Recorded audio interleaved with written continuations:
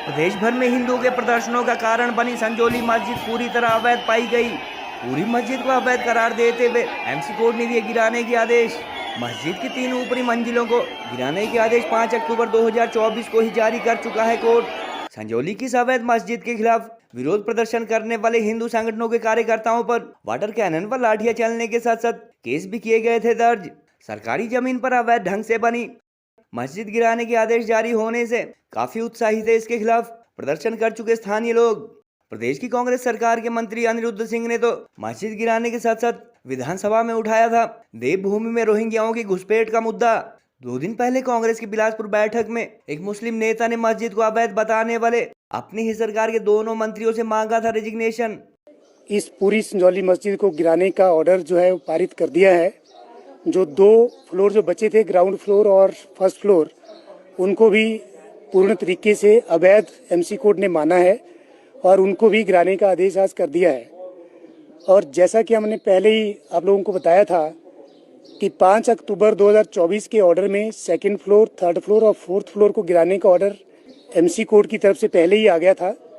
और जो ground floor और फर्स्ट फ्लोर थे, आज उनकी भी प्रोसीडिंग्स, जो हाई कोर्ट का आदेश था कमिश्नर साहब के लिए कि वो 6 हफ्ते में इस केस का निपटारा करें, वो निपटारा आज हो गया है। पूरी मस्जिद है, इसको गैर कानूनी माना गया है और इसको गिराने के आदेश दिए गए हैं। सर, आज ऑर्डर में एक क्लियर वर्डिक्ट आया है कि पिछले 15 साल से एचपी वक्फ बोर्ड इस जमीन का मालिकाना हक जो है कोर्ट के अंदर साबित नहीं कर पाए और ना ही उन्होंने पुरानी मस्जिद को गिराते समय तो सेक्शन 242, 43 और 244 और ऑफ एमसी एक्ट की कंप्लायंस नहीं की थी, जिसके कारण अब स्पॉट पे कोई मस्जिद जो है वो एग्जिस्ट नहीं करती थी। और पुरानी मस्जिद को गिराने के बाद जो ज़मीन थी वो हिमाचल प्रदेश सरकार के नाम पे ऑलरेडी चली गई थी और ऑलरेडी हिमाचल प्रदेश सरकार ही उस ज़मीन की मालिक थी और आपके पास सैंक्शन मैप नहीं था तो आप नहीं बना सकते थे, जिस कारण इस पूरी मस्जिद जो है आपने गैर कानूनी तरीके से इसका जो निर्माण किया था और जिसकी आपके पास कोई एनओसी नहीं थी, किसी भी तरह की कोई आपके पास जो है सैंक्शन नहीं थी। और बड़ी हैरानी की बात यह है कि पिछले 15 साल से लेकर के आज तक वक्फ बोर्ड एमसी कारपोरेशन के ऑफिस से गार्बेज और टैक्स की एनओसी तक जो है नहीं ले पाया और उनके कागज भी जो है वो अपने कोर्ट में सबमिट नहीं कर पाया। और बहुत ही बढ़िया ऐतिहासिक फैसला आज आया है कमिश्नर साहब के कोर्ट से। मैं इस मंच के माध्यम से आपसे गुजारिश करता हूं कि आप सरकार से वर्करों की बात पहुंचाइए, नहीं तो आप भी रिजाइन कीजिए अगर आपके बस की बात नहीं है। अध्यक्ष पद चलाना आपके बस की बात नहीं है। आज कांग्रेस का मंच है, मैं अपने दिल की आवाज बोलूंगा। मेरी मस्जिदों को निशाना बनाया जा रहा है, मुसलमानों को निशाना बनाया जा रहा है। हमारी पुरानी मस्जिद है, एक मंजिल से अगर हम दूसरी मंजिल बनाने लग जाए, कांग्रेस के मंत्री बोल रहे हैं ये अवैध है। क्या मतलब है अवैध का? साबित करे या रिजाइन दे। ऐसा नहीं चलेगा। हमने जिताया है एमएलए को, मंत्रियों को। मुसलमानों को अगर बीजेपी मारे, डराए तो बात समझ आती है कि हम उनको वोट नहीं देते।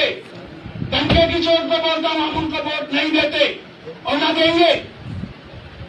हम कांग्रेस को वोट देते हैं तो गिला भी कांग्रेस से होगा। स्थायी निवासी हूं और आज जो नगर निगम कोर्ट के द्वारा ये फैसला दिया गया है मस्जिद का पूरी 5 की 5 मंजिल को तोड़ने का, तो हम जो है वो नगर निगम आयुक्त का, नगर निगम कोर्ट का इस फैसले का स्वागत करते हैं। जैसे आपको मालूम होगा कि उस दिन जब ये प्रोटेस्ट यहाँ पर हुआ था तो हम लोगों पे जो है वो पानी की बौछारें भी की गई थी, पुलिस द्वारा लाठी चार्ज भी किया गया था और उसके ऊपर हमारे ऊपर जो है वो 5-5, 6-6 जो है वो केस भी ठोके गए हैं। पर कहीं ना कहीं हमारे दिल को आज राहत मिली है कि कोर्ट ने जो है वो सही फैसला लिया है।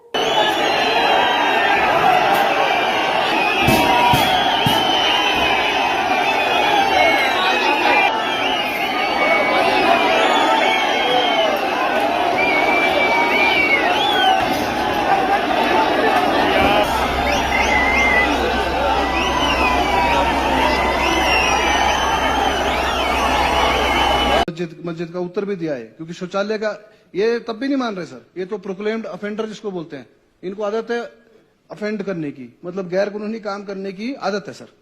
2010 से लेकर पहले 1 मंजिल बनाई, 2 मंजिल बनाई, फिर 5 मंजिल बन गई है सर। ठीक है। और अभी भी जो सर ये बाथरूम बनाए, और मैं धन्यवादी हूँ जनार्दन जी का, जिन्होंने वहां खड़े होके वो शौचालय तोड़ाए। सर आपसे यही अनुरोध है सर, इमीडिएटली इस बिल्डिंग को जो है ध्यान में रखते हुए अवैध जो घोषित करी गई है, क्यों इनका बिजली पानी नहीं काटा सर, ये मिलीभगत भी है सर, ये मैं बता रहा हूं आपको। हम जो है हिमाचल के हक के लिए, हिमाचल के लोगों की आवाज उठाने के लिए हम लोग प्रतिबद्ध हैं, हमारा कर्तव्य है और हमारा मेरा तो धर्म भी यही है सर। की गुंडागर्दी नहीं चलेगी, नहीं चलेगी, नहीं चलेगी। उधर से आगे मैडम, उधर से आगे, उधर से नहीं चलेंगे, नहीं चलेंगे, सामने से आगे, नहीं चलेंगे, नहीं चलेंगे, नहीं चलेंगे। होश में आओ, देवभूमि हिमाचल के विभिन्न हिस्सों में पिछले साल हिंदुओं के आक्रोश और विरोध प्रदर्शनों का कारण बनी संजौली मस्जिद को आखिर एमसी कोर्ट ने पूरी तरह अवैध पाया और इसे गिराने के आदेश जारी किए। संबंधित अदालत द्वारा इस मस्जिद की ऊपरी 3 मंजिलों के इलीगल होने का फैसला सुनाते हुए 5 अक्टूबर 2024 को ही इन्हें इलीगल घोषित किया गया था, मगर आज पहली 2 मंजिलों के अवैध होने संबंधी फैसला भी सुनाया गया। संबंधित वकील द्वारा दी गई जानकारी के अनुसार सरकारी जमीन पर बने इस मस्जिद के मालिकाना हक को लेकर पिछले 15 साल में ना तो वक्फ बोर्ड को एक कागज पेश कर पाया और न ही नक्शा पास करवाने, टैक्स जारी करने व संबंधित एनओसी जैसे कागज कोर्ट में पेश किए जा सके। उधर इस अवैध मस्जिद के खिलाफ प्रदर्शन कर चुके स्थानीय लोगों अथवा हिंदू कार्यकर्ताओं के अनुसार वह सच्चाई के लिए लड़ रहे थे, मगर पुलिस ने न केवल उन पर वाटर कैनन व लाठियां बरसाई बल्कि 5-6 मुकदमे भी दर्ज किए गए। कोर्ट द्वारा अवैध घोषित की जा चुकी इस मस्जिद के गिराने की मांग का मुद्दा न केवल पूर्व सीएम जयराम ठाकुर जैसे भाजपा नेताओं द्वारा गत वर्ष उठाया गया था, बल्कि कांग्रेस सरकार के मंत्री अनिरुद्ध सिंह ने तो विधानसभा में इस अवैध मस्जिद को तोड़ने के साथ साथ देवभूमि में रोहिंग्याओं की घुसपैठ का मुद्दा भी उठाया था। 2 दिन पहले बिलासपुर में पीसीसी अध्यक्ष की मौजूदगी में हुई कांग्रेस की बैठक में एक मुस्लिम नेता ने इस मस्जिद को अवैध बताने वाले अपनी ही सरकार के दोनों मंत्रियों से त्याग पत्र देने की भी मांग कर डाली थी।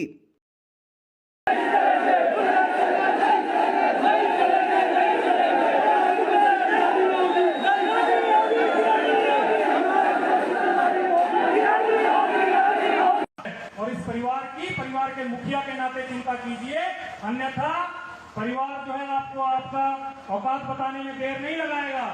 गाड़ियां लगा दी हैं, बैरिकेड गाड़ियां लगाने से हिंदू समाज डरने वाला नहीं है, हम जो करेंगे वो करेंगे। शिमला के हिंदुओं ने पूरे देश को एक मॉडल दे दिया कि शिमला के हिंदू एकत्रित हो गए। सरकार को और वक्फ बोर्ड को अवैध मस्जिदों को तोड़ने के लिए अपना बयान देना पड़ा। मैं आज देश के हिंदुओं से कहता हूं कि शिमला की तरह अपने अपने क्षेत्र में लाखों मस्जिदें अवैध बने हुए हैं, उनको चिन्हित करो और एकत्रित हो, क्योंकि ये मस्जिद हिंदुओं के खिलाफ है और आतंकवादी पैदा करता है।